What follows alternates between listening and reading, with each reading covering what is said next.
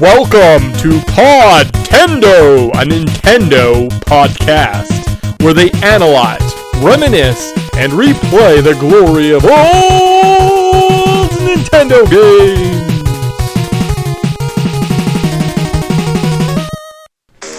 Super Mario is back. He's blasting worlds where no one has ever been. He's taking on enemies no one else dares. This time Mario pops up power wherever he goes, so he's bigger and badder than ever before. You've never seen creatures like these. You've never had an adventure like this. It's everything you've dreamed of and worlds more. It's Super Mario 2, only from Nintendo. Now you're playing with power. Hey guys, welcome to the Podtendo podcast, where we analyze, reminisce, and replay the glory of old Nintendo games. We can contact us on Twitter at Podtendo Podcast. We're on Instagram, YouTube, Facebook. If there's anything else, maybe we're there. I'm not really sure. We're a review, retrospective, let's play pop culture-y show. Yeah, nailed it. And I'm your co-host, Mick. I'm joined every episode by my lovely and talented co-host, Tyson. Nice, we did it. So we're still in the month of Mario. Pretty fun. Yeah, it's a good month. Did you do Movember this month? No. I mean, I have a mustache as we speak, but it's because I had a goatee for a while, and then I just shaved off the rest of the goatee and kept the mustache, so. Yeah, the COVID beards are still a thing. Yeah. Even life is slowly getting back to normal, hopefully, knock on wood. But Hopefully. beards are lagging. I think I think our laziness has stuck around. I just shaved the other day, and it was a big ordeal. Yeah. Oh, yeah, 100%. So, yeah, rocking a little bit of a mustache, but it's cheating because it's been, on my face for a little while. Unlike our Super Mario friend who has a mustache on his face all the time. Huh? Look at that. Mustaches, Mario. See, we were smart when we came up with the month of Mario. Yeah, there's actually 2 mustaches in this one. But we're not that smart, because technically this episode is being released the same as Super Mario Bros. 1, and it was supposed to be like a staggered release every single week, but we ran out of time based on our run. Whatever, guy. Yeah, it's free content. Leave it alone. Leave it alone. So you get double shows today.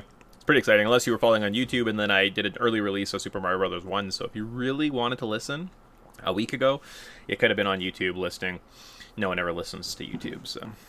Yeah, well, I follow on YouTube, and that's where I keep up with a lot of my content, because it's just easy to throw on the old watch list and watch it when I'm playing games in the background. So yeah, I just have a PC in the corner of my office here, just running, just always listening to our content, creating fake accounts, just going through. It's just a bot that tries to make us relevant. So nice. That's how we broke 35, guys. Yep, that's the secret. That's how we did it, guys. That's how we did it. So without further ado, we are talking about pretty good game today, guys. Pretty good game. What was our very first episode? So if you're unfamiliar, I'm going to tell you, I realize you probably just heard this in the last episode, but let's pretend like you didn't just hear it in the last episode. We did this as our very first show. It's a little bit of a rough re-listen, so we figured why not put a new coat of wax on these games, do them justice. The Super Mario Brothers games, the first 4 anyways, were revolutionary. Let's give them the proper Podtendo treatment and run through them. So, Super Mario Brothers 2 was developed by Nintendo R&D 4. It sold 7.46 million copies. It was released October 9th, 1998. How Long to Beat has this game at 3 hours. Price at release was $39.99, and if you factored inflation, that'd be $79.59 today. On eBay, you can find a copy of this game for about $20, and then there's a $15,000 for a graded inboxed copy that's rated an 8.0 out of 10. So if you got some extra cash, don't buy this game. There's much better investments. Oh my gosh. So eShop price is available on the SNES Online. So just play it there. Don't buy it for $5. But in theory, you can play it on the original console. It's available on Wii's and Wii U's and 3DS's and All-Star Packs. And yeah, it's very accessible. Again, it's got those really nice... It's on both actually SNES and NES Online, because you can play the Super Mario Brothers All-Star Pack on the Super Nintendo. So if you want a little bit cleaner graphics, that's your options. Yeah, and I kind of like to think that our going through this the second time was kind of like Nintendo releasing the All-Stars Pack, where it's here's some games that are just, need to be rediscovered. We're kind of polishing them up a little bit, just like how they've retouched up a lot of the graphics in some of these games. So, you know what? It's like we imitate Nintendo in all things we do. We are Podtendo a Nintendo podcast. So there you go. There you go. So one of the things we like to do is, like I said, off the top, pop culture. Typically, we get a little bit more in depth. We talk about Simpsons episodes, and we compare it to something else. And Tyson has this big thing.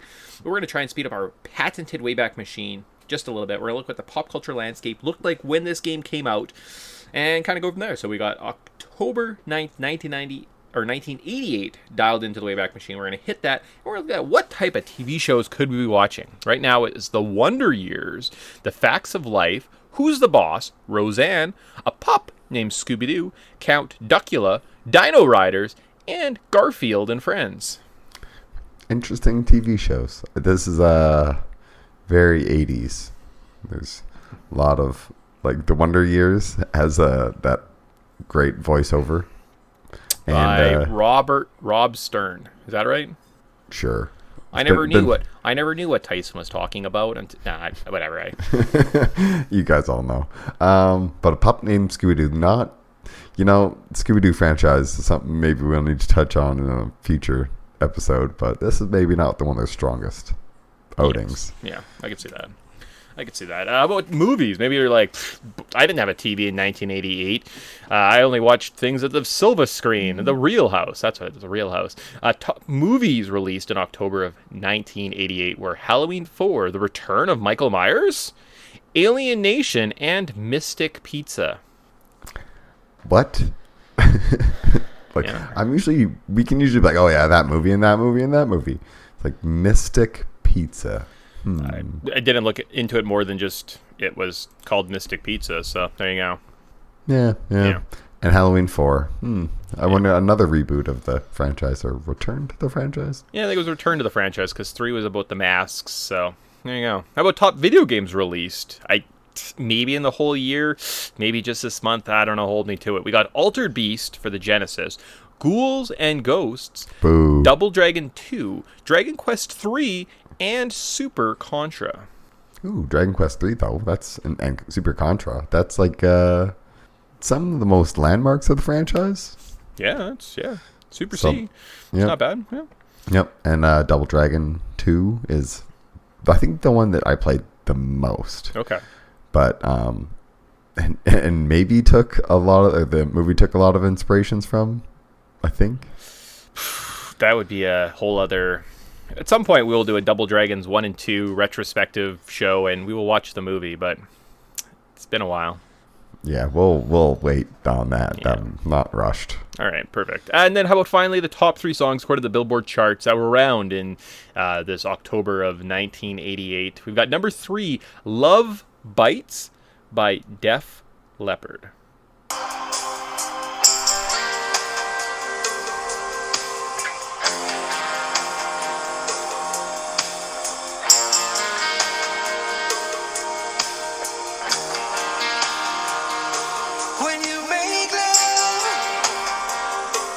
Yeah, power ballad there. It's doesn't understand how quickly we like to move on these Wayback Machines. Come on, Def. Yeah, they're really taking their time. Yeah, but yeah, not a bad band. I know they get dumped on, but it's 80s hair metal or hair rock. Yep. Not metal at all. Nope, not in the slightest. What about number 2 song though? Was Red Red Wine by UB40.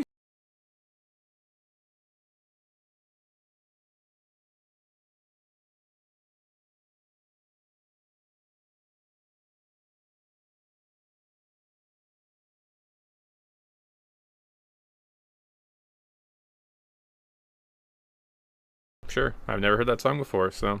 Oh, you've heard that song. Really? Yeah, Red Red Wine.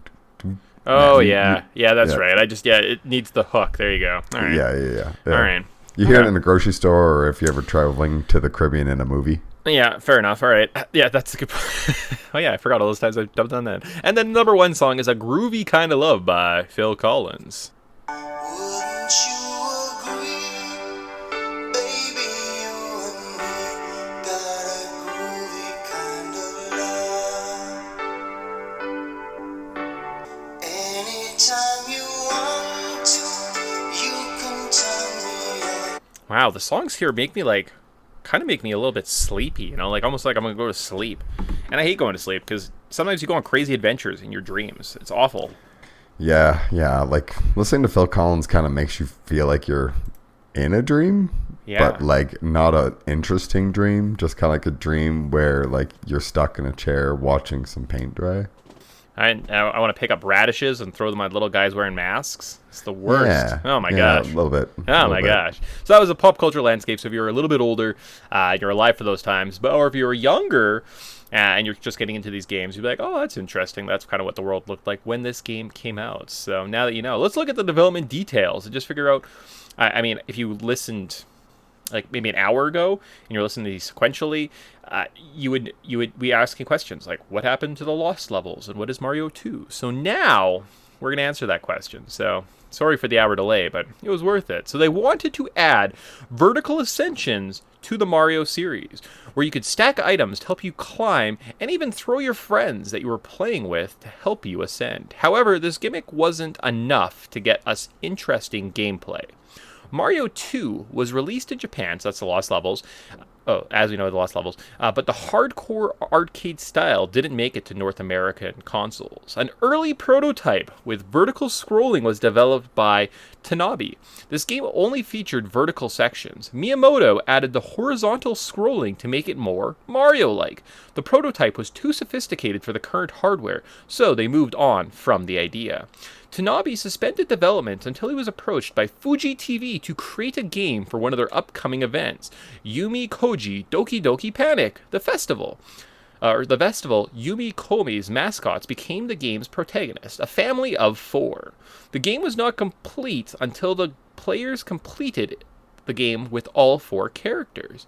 Nintendo of America requested that they convert Doki Doki Panic into a Mario game, which was odd but not unheard of. They had already converted a cancelled Popeye prototype into Donkey Kong. R&D 4 converted the characters into Mario, Luigi, Peach, and Toad. Some graphical elements were changed, but since the game at its core was a Mario game, few alterations needed to be made. To make it more manageable, they removed the request to complete the game with all the characters and added a run button. The international release of Mario 2 in October 1988 was the same month that Mario 3 was released in Japan. Interesting. So it's kind of neat. Like, I've always known the story as this, like, Mario 2 is just Doki Doki Panic. That's always just what I've been told. But it's neat to know that, like, R&D 4 built this game. They were like, it's not really finished, so we'll just kind of shelve it. And then made it into, or kind of like reskinned a Mario game into Doki Doki Panic, only to get it reskinned into a Mario game. Yes, like that's crazy. That like it's really is a Mario game. Like Doki Doki Panic really is just a Mario game. Mario Brothers 2 really is what it was. Mario 2. It's like, I've always just kind of like, it's like been the odd man out. Yep. But now it's like, no, it really, like, when you dig into it, it really is like, well, technically Mario Brothers 2, because I don't know, Lost Levels is really Mario 1.5. It's nothing new. They just expanded on it. Basically. And that was just on that, I've heard that somewhere before where again, it's kind of a fallacy to think that Mario 2 is kind of a rip-off. It's its own series. They just took this, but really it was a kind of a Mario clone that they just converted back into a Mario game, right? And it was created basically by the guys that were responsible for the Mario series anyways, so. Yeah, exactly. Yeah. And now everyone else knows for listening to this, so there you go. Hey, if I learn something, hopefully somebody else learns something. Nice. That's what we want to do. We want to educate a little bit, entertain, create edutainment. That's a fun word. Onto the controls of this game. So each character moves in a unique way. Mario is the most balanced. Luigi has the highest jump and is slippery, much like his Lost Levels counterpart. Peach jumps the lowest but can float, and Toad is the fastest. You can run, jump, lift up enemies and items. You can also dig in some sand levels. You can't jump on enemies to kill them. Instead, you have to throw them at each other. You can find magic potions that take you to the Shadow Realm that reveals super mushrooms to increase your damage counter and find you coins. Or gives you access to warps. Or it gives you access to warps. So we wouldn't use cheats on this. Podtendo has such good integrity. We would never cheat ever to beat a game. Sure. Or like those times we were playing, what was it, Super Ghosts and Goblins, and I just watched a Let's Play of someone else, and I was like, close enough. That game doesn't deserve you to play it, so no. That game is an exception to the rule. Yeah. If you feel like if you want to hack that game, so you're just walking around as Godzilla smashing everything, that's your right. I think it is well deserved, but yeah, there's a couple of those games where I'm like, I think this YouTube Let's Play counts as me playing this game. So good job, me. Nailed it. Yeah. But I didn't do that here. I didn't do that at all. How about first memories of this game? So being born the year before this game was released, this game has just always been in my life. It kind of goes together with the NES like peanut butter and jam. Man, I could go for a nice peanut butter and jam sandwich right now. I love the updated graphics, the selectable characters, and the freedom to explore each level without a punishment of a time limit. Yeah. Okay, so I seem to remember first playing this game on the All-Star Pack. It was so good. Like, this was one of those games that I think we played more than the first Mario game. Like, that was, I think on the rotation, it definitely went, like, I played Lost Levels over like, Mario 1 was the least played. Mario Lost Levels was the second least played. Mario 2 was probably the second most played. And then Mario 3 was the most played. And I think that's kind of like how it is in my mind. I could be wrong if I don't have a counter of when I was a kid. This game always was so much fun because just the different characters selected. I don't know, like, if I played many games before that and then kind of maybe get obsessed with like fighting games where you can choose all sorts of different characters and you're not just stuck playing one character all the time. Because I don't know, I like. Yeah, I've always appreciated that in games where you can actually like create your own character or have different options, and like that's where this game was. Where sometimes it was like I remember like just killing myself quickly so I could switch to a different character. Because like I don't want to play as Mario. It's like that's a very fascinating point you bring up, though, right? That is, it is more customizable because you have different play styles in each level, and like I'm sure I would have talked about that at some point, but like let's I guess we discuss that now, right? Whereas Peach is the easy mode, right? She floats, she's a little bit more forgiving. If you want to be faster, right, a little more skill, you have your Toads. Luigi can help cheese some areas, right? So like World 1-2, you can like you don't even have to go inside the cave, you can just jump over it with a little Shy Guy or whatever they're called, ninjas, and his like high jump, right? So it's interesting because it adds just so much variety to this like pretty solid platformer, but it again has that like the fighting style difference, like almost like a fighting game. I've never really considered that, right? I just assumed it's like a coat of paint, right? The Ninja Turtles kind of did that with say Turtles in Time. You picked your favorite turtle. Yeah, but like realistically, some did have some like better range and stuff. It's but like the same thing. Yeah, right. But in this game, I remember being a kid and not very good at Mario games, so I would always choose Peach or Luigi. Yep. Luigi was like my man because like having that floaty jump and me being bad at platformers gave me that extra little wiggle room to kind of get onto a ledge. So and sometimes it got me into trouble, but yeah, I definitely remember having that distinction in my head, like, oh no, it's my turn to play. I want to get it. I want to get ahead because we would just take turns passing the controller back in the day. So when it came to me, I'd be like, oh, no, I want to choose a character that I'm good with, that I won't screw up with, so that I can maybe get some progress. So I would never choose Toad. Toad was like suicide for me, and I was like, oh, let's choose Luigi. Yeah. Interesting. Huh. Yeah. Cool. I mean, again, I probably would have talked about it at a little point. Is my hangover subduing my brain a little bit today? Potentially. So that's a good point. Onto the story? Absolutely. Cool. So Mario and his friends go on a picnic up in the mountains. As they enjoy their meal, a mysterious door appears and a voice is heard saying, "Please help us." They proceed into the door and enter the world of Subcon. And you start falling down onto some platforms. Kind of follow the sky out of nowhere. Well, you step through the door and they fall into this weird random world. Yeah, it's kind of through a looking glass down the rabbit hole, as it were, maybe into some type of weird alternate dimension. Yep. I'm looking at you, Alice in Wonderland. Very interesting because, like, you mentioned how it's very vertical, but like that vertical drop is like thank goodness there's no fall damage. You just drop and drop and Yeah. drop and drop. Can you land all the way at the bottom, or do you get stuck up on the platforms? That's always the goal. A lot of interesting questions there. So then on to the level notes. This is our Let's Play sections. Now we can dive into these each a little bit. So what we're going to do is we're going to highlight the world, kind of what it brings quickly.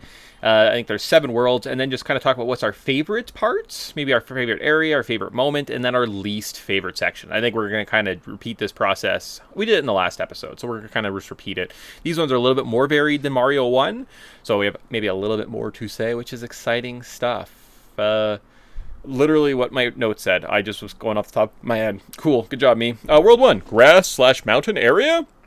What is your favorite section in this intro to Mario 2 world that involves maybe some grass-colored tiles and some mountains?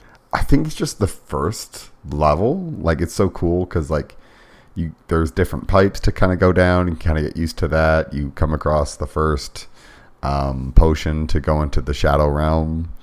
And there's like caves, and then you get introduced to bombs, so you can take like a quick little shortcut, or you can actually experience the whole like level. It's very varied, kind of introduces all the different mechanics that you'll be using again and again throughout the game. So what happens if you jump over when you're fighting Birdo? If you jump over and you like go into the secret exit, is that just like a secret way of beating the level, or does it like kick you ahead a certain level? On the first one? Yeah. No, the first one. So like if you go in the door, and you jump up where the little I forget what the enemy is, but there's like some plants, and you pull them up, and they're bombs, and they can throw the bombs down a little like ladder. Yeah. So that I know that part of like the waterfall. That'll take you to they'll skip straight to Birdo. Yeah. So if you jump over Birdo, yes. Would you not just go back to that cave and have to go your way back? Oh, that's it. You end up... I gotcha. Perfect. So that's like an exit. Okay, that makes sense. Perfect. All right, yeah. So that's how you get to Birdo. It's like the back door. Cool. Yep. All right. My favorite part is I like level 2. They just introduce so many cool elements here, right? So right off the start, you're on this little ledge, and there's this magic carpet that you have to kind of kill. And then you have to basically boogie across this big open chasm so you don't fall to your death. They introduce that the scary mask chases you when you grab a key for a door. There's keys, there's locked doors, there's shortcuts. Like I said, if you kind of use one of the little ninja guys, they like jump up with Luigi's super jump, you can just skip over this whole cave area. There are bombs you need to like blow up things. It just throws a lot of elements in a very clean, secure way. And playing through this the first couple hours, like Jason said, there's cool shortcuts, you can skip stuff, there's like secrets. This one just kind of adds to that, and I really enjoy kind of level 2 for that element. So what is your least favorite part of this first area? I'd say this maybe sound weird, but I don't like the boss, the throwing bombs back against the mouse. I know he comes back and it's a repeating thing, but it's kind of just a variation on Birdo of the catching and throwing things, but it's more timed, and it's just time consuming, and sometimes you miss it, and it's just boring. It's just like I like the Birdo fight a lot better. Yeah, it's fair. Myself, I really don't like the vertical climbing on the beanstalks in level 1. We're up in the clouds. Doesn't control super well, and that's going to be like a reoccurring. I think that's one of the mechanics in this game that just doesn't hold up well, is when you're on like a chain and you're trying to jump to another chain and avoid enemies or fire. It just isn't as clean as I want it to be, and doesn't always feel super tight, right? And you float too much while you're climbing. I don't love it. So that's kind of my least favorite part. On to the World 2, though. We're at a desert/pyramid area. Yep. All right. Yep. All right. So what's your favorite part of this area?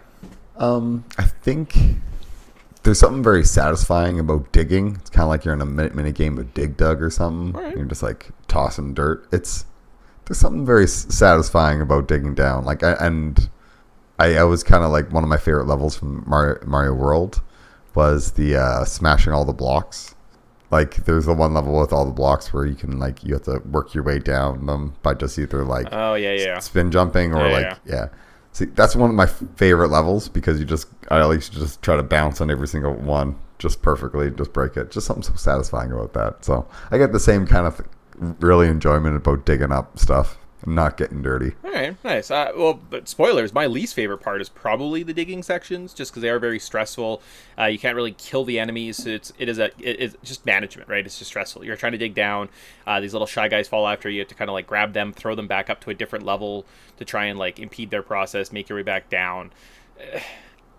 This game, I really like this game. I think this game holds up. It's really good. My least favorite sections are just like, what was the most, maybe a little bit annoying. I still think it's fine. My favorite part, however, though, is I think I just don't really like desert areas, so I was kind of grasping at straws. I'm going to go with the boss Triclide. He's a big three-headed snake guy that shoots fire. You get to build like a little wall of mushrooms, and then you can kind of throw extra mushrooms at him. It's very satisfying to kind of hide behind coverage and throw stuff at him. So that's probably my favorite part. What's your least favorite part of the desert area? I guess just like all the different snakes in the pipes. Yeah. Yeah, kind of just like it. I'm always guessing if like, is there a snake in this pipe? Yeah. And you go down and you're like, there's sand here, and you like dig down and it's just nothing, and you're like, oh, now I come up and all the enemies respawn. That sounds fun. I'm glad I went down that pipe. Yep. I mean, it's great if you're exploring and you want to play this game, but if you're have any sense of urgency in your life, it sucks. All right. So how about World 3 is the waterfall / prairie areas? What's your favorite part of this part? Why don't you go first? So my favorite is, it's either the start of 1-1 or 1-2. I fell down like a waterfall by accident and found a little secret room that had a ton of different coins. I got an extra mushroom power up. I kind of felt really awesome that I was able to discover the secret area. One of the things this game does really well is it has little secrets hidden throughout.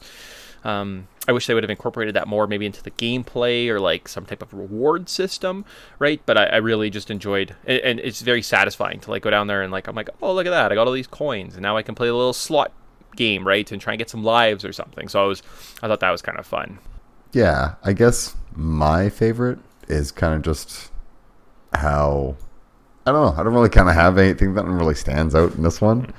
There's some stuff that starts frustrating me in this one, so Yep. All right. I may use a trick and skip this one Okay. in most of my playthroughs. Smart. But what's your least favorite area then, I guess?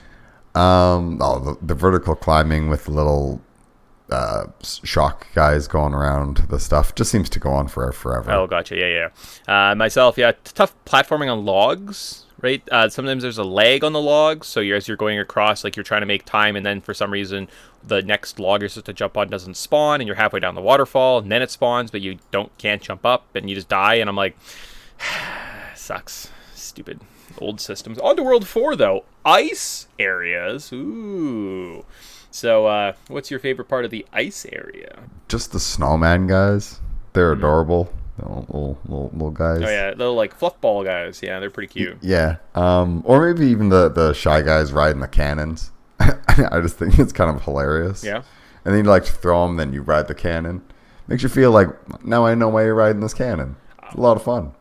Oh, yeah, exactly. And like I was going to say, like I love this area. This area is just absolutely awesome, top to bottom. You get whales that shoot blowholes you can like use as platforms. There's fun little shy guys on fire carts. There's fun patterns of bees. And as you're going along this icy area, you kind of have to like jump and then duck down. And then like you keep sliding on the ice. And then they slightly change up the pattern ever so slightly. So then you got to kind of like, okay, I know this pattern and now I'm down a level. So now what do I do? It's just a very solid level, top to bottom. One of my favorite areas of the game. So... Yeah, the bee stuff, like, usually I hate that, but it is kind of fun, because if you can just run forward and go, it kind of just becomes like a bullet hell shooter where you're just dodging and diving, but you're trying to keep your momentum. It's like, this is actually just like really well done. So yeah, no, it's very, very, very nice. Least favorite part, though, is I would say that there's a rocket ship warp that you can use, and only because it takes you away from this awesome area.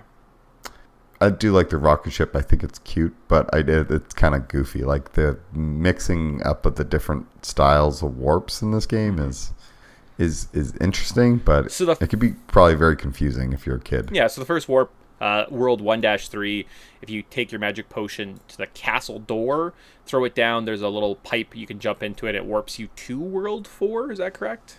Yeah, 4-1. 4-1. So then you have to play through 4-1. 4-2, you can get to another rocket ship, which takes you to like 6 or 7? 6. Yeah. 6. So you can cheese this game pretty quickly. Like you only have to play 5 levels and you can almost be done this game, right? So there you go. Oh, like in most Mario games, Yeah. they have I love how they built that in there. Yeah, nice. How about where are we at? World 5, night themes, waterfalls / mountain areas. Did we say our least favorite thing in 3?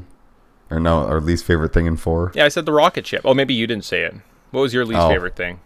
It was just the fire guys that, or I guess even the like masks that chase you, because there's a big section with that in here and it sucks. Yeah, fair enough. It's they're kind of creepy, but like Phantos, his name is, or like you can just like throw the key down, and he leaves you alone, and you pick it up, and he like comes back, and sometimes you just have to like throw it down, rest, relax, and like reset because his like pattern is unforgiving sometimes. So, yeah. Yes. All right, World 5, night themes, waters / mountain areas. Favorite part for myself is I enjoy the part where you fly on this little bird. He kind of slowly goes across the screen, and it's just slow enough that you maintain kind of like a easy difficulty, but yet somehow has like challenges to it, right? And to get the extra mushrooms, if that's what you're looking for, or the little secrets, you do have to kind of just keep your head on a swivel just ever so slightly, and I think that's kind of fun. There's 2 things in this the last level, and they have my favorite and least favorite. So my favorite is the crab. Like, I mean, give me more of this guy as a boss. He's awesome. All right. Like, I mean, we get Birdo like 20 times and the most like 6. It's like, give me this crab at least twice. All right. So, I mean, I'm going to jump in and just say my least favorite part is actually the fight with Claw Grip. And mostly because the screen just doesn't show you the entire boss arena. So there is a point where he's off the screen and he like throws stuff at you, and there's a little bit of tricky timing. You have to jump on top of his little like coconut things and throw it back. And I do wish you could see everything. I think it would give you a better experience. So I guess it's not even I didn't dislike the boss. It's just I dislike the limitations of what you could see in this area, right? And that's fair. Yeah. That's fair. And I could see why you would get frustrated. There is a little cheesy mechanic you can use. Well, I mean, like, because essentially you can sit on one side of the screen, just waiting for him to throw stuff, grab it, and like you never really get to see his design or what he's doing, and you kind of lose something of this like boss, right? And I don't know, it's less than desirable. So that's fair. Yeah. That's fair. I was just happy to have some variety. Yeah, 100%. And what is your extra favorite part, least favorite part of World 5? The least favorite part is just before this, the massive jumps and prayers and like, let me just jump for the huge amount of time just to hopefully get there. Yeah. You're just like, this is unnerving. And like, I hate that more than any like platforming is just hold right. And you're like, I'm holding right. Hopefully I timed this right. And my momentum's right. Because if not, I'm dead. Yeah. And I got to go back and redo all this whole thing. And just like, it's that for like half this level. And it's so like... annoying. Just nerve-wracking. Yeah. All right. Okay. Well, on to level 6, though. We're at the desert, take 2. For myself, I like the secret routes under the quicksand. Then I enjoy secrets, and I hate desert levels, so it's a win-win. Yeah, ditto. I'll take the secret on this one because I get me out of this. Like, usually I'll play mostly. I'll do one run honestly. And then I'll do one run using all the warps and all the tricks that I have at my disposal. So I'm always thankful when I can skip things. Nice. And then my least favorite part is not being able to take a magic potion under the quicksand and you die. And you're like, oh, man. Sucks. That's fair. That is fair. It's very unfortunate. What's your least favorite part of the desert? Yeah, I don't know. I don't really have anything that really stands out terribly. I think I think the coin section, or the running with the... Actually, it's not too bad in this section. I was going to say, I think maybe the grab a key and run at like every level. Yeah. But that's I mean, me just grasping at straws. Yeah. It's not terrible. You can... All right. Yeah. All right. If I get nothing else to say, though, we're at the final level. So World 7, the sky. So, favorite section of the sky?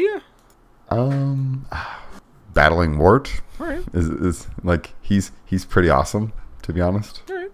But Yeah, no, I agree. I think these are both very solid levels. Maybe my second favorite area of the game after the ice levels, right? The castle is great. The platforming is fun. My favorite part is maybe just the cloud platforming, because they do kind of subvert expectations at some point. You'll get to the edge of the screen, and there'll be all these like birds flying across the screen, and it's supposed to be a cue of like, oh, you reached the end. You actually have to go back and like use one of these birds you spawned to like get past over this gap and start going the other way or something. And I was like, that's a neat take, right? Like they start kind of varying up, and they're getting cocky a little bit with their game design and the level design on this one. So I appreciate that. And what's your negative? What's your least favorite part of the sky?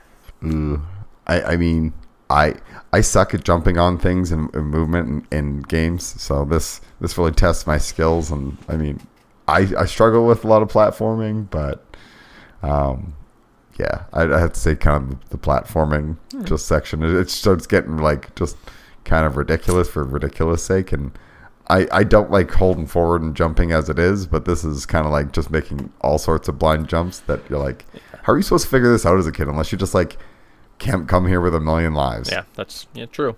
Well, I guess that's why they have little bonus levels, and you're supposed to play through it all in one sitting, I guess. And my least favorite part myself is I don't understand. There's a super mushroom outside of the castle. It's up on a ledge, so if you throw the magic potion down, you can see it, but you can't get up onto that ledge with the super, like with your super jump. So you can crouch down and like get a super jump and jump up. And if you have the potion, you can't do that jump. So I don't understand how I'm supposed to go into the shadow realm and get that mushroom, and it really bugged me. And I spent maybe like 10 minutes trying different variations. No idea how to get it. So Yeah. Why is it there? Literally just a tease. You throw it down and you're like, oh, it's up there. And then when you try and get over to the clouds, you can't get up there. Again, maybe I'm missing something. Maybe there's like some hidden mushrooms or something that you're supposed to stack. But anyways, on to the ending though. So we fight this guy named Wart. So Wart is taken by the Sprixies and destroyed. Thanks, Mario. We then find out that this was all a dream as the credits roll.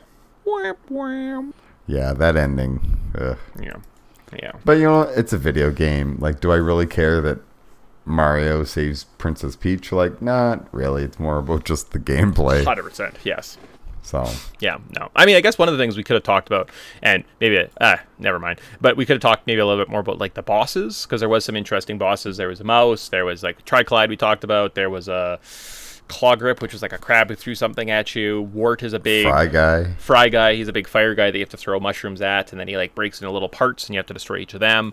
As well as we had Wart, who's the end boss, who's like kind of like a big Bowser-looking clone. He's kind of like a big frog guy, and you have to throw vegetables in his mouth to make him burp and die.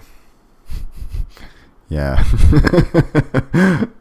he's goofy. Yeah, pretty much. Pretty much. You know, I think that there is a way of getting it. I'm looking at the map, and there might be another door access to that room where you can get that mushroom. Interesting. All right. Well, I'm glad you're like, wow, this is driving me insane. So current thoughts on this fun game. This game is very different from what we've had seen from the Mario series thus far, which could have been a bad thing. I think this game, though, kicks ass. It does an excellent job. It expands the lore, the narrative, what Mario can do, what his friends can do, right? The controls are tight. The levels are well thought out. The four playable characters are awesome. The game created how characters behave for years to come, right? Mario 3 is really, really good. Spoilers for the next episode. But this game is so close to being my favorite NES Mario game. So I really enjoy it.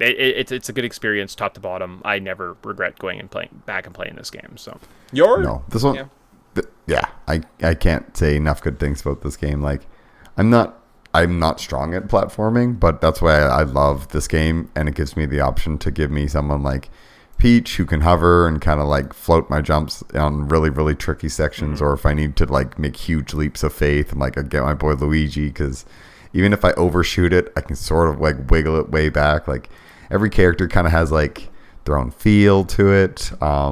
Introduce Toad as like the very first time you get to play as him. First time you probably get to play as Peach. Yep. So it was awesome. It was one of those games that I know we played a lot of as a kid, and everybody get to choose their own favorite characters, and sometimes you get stuck in a section and then somebody's like, no, try it with this character, and you're like, oh man, it's so much easier. We can finally beat because I know we got stuck on the magic carpet section, and then I think one of the neighbors came over and played as Peach and was like, no, you just hover. You can hover the whole way. Yeah. And it's like, oh my goodness, we can just skip this whole section. It's like, yep. It's like, sick. Yeah, son of a guy. So, yep, it was lots to discover and fun to replay it. So Nice. Sweet. And then what would I change? So if you were to add something to this game, just mix it up a little bit. For myself, I would just add more secrets. The levels are very linear. Do you need if there was kind of like hidden areas in each of the 3 worlds that like you found some unlockable, sort of like a Kirby, right? Like, in Kirby you find the extra little parts, and if you find them all, you get like a special sword for the end boss or something like that. That'd be kind of neat in this game, just because these levels are so kind of varied. There are so many secrets. If there was just like a carryover or something like that challenge of playing every level and exploring and knowing all the secrets, I think would just add that extra little bit of element that might push this into like the best NES game. But just as a result, that's what I would change. What would you change? yeah, maybe some of the, not hitboxes, but some of the explosions with the damn bombs. Just give me a little bit more wiggle room with that stupid mouse. Yeah, fair enough.